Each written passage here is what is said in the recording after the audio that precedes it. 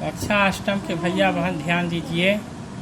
तृतीय पाठ भारतीय जीवन दर्शन चिंतनम।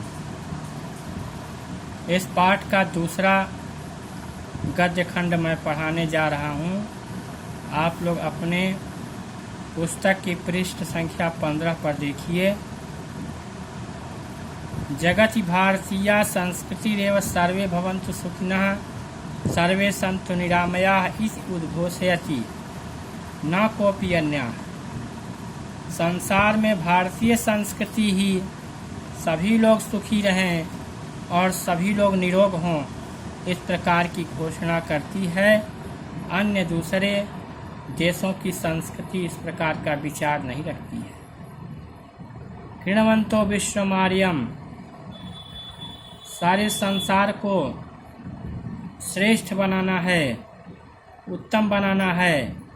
इस प्रकार का वेद वाक्य का अनुसरण हमारे पूर्वजों ने संपूर्ण पृथ्वी पर भ्रमण करके और अपने चरित्र के द्वारा सभी को शिक्षा देते हुए जो मार्ग प्रदर्शित किया है, दिखाया है, तद अधुनापि तथैव अनुकरणीयम अस्ति।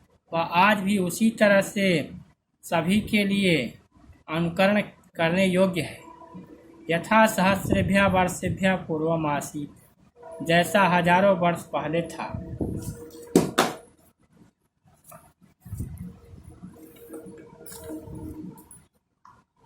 परिदृश्यम इदं भौतिक चाकचिक्यम जलबुदमिव क्षणभंगुरम अस्ति न शाश्वतम इति भारतीय चिंतनम स्वीकृत्य वैदेशिकाः शांतिम अन्विष्यन् अद्यापि भारत भूमौ आगच्छन्ति मुक्तस्वरेण गायन्ति च।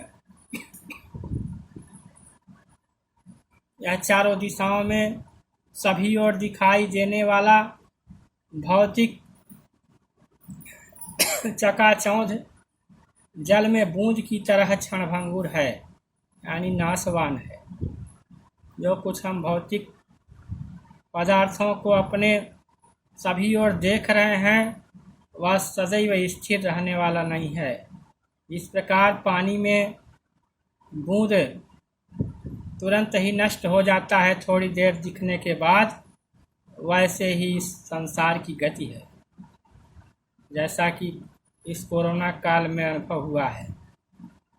इति भारतीय चिंतनम स्वीकृत्य वैदेशिकाः शांतिम अन्विष्यन् अद्यापि भारत भूमौ आगच्छन्ति मुक्तस्वरेण गायन्ति च। भारतीय चिंतन को स्वीकार करके विदेशी लोग शांति की खोज करने के लिए आज भी भारत की भूमि पर आते हैं और मुक्त स्वर में इस गीत को गाते हैं।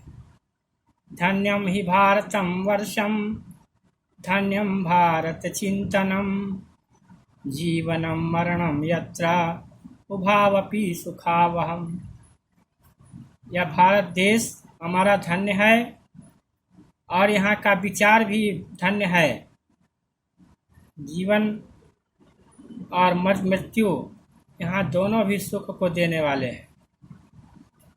यहाँ जन्म लेना और मरना दोनों भी सुख को प्रदान करने वाला है।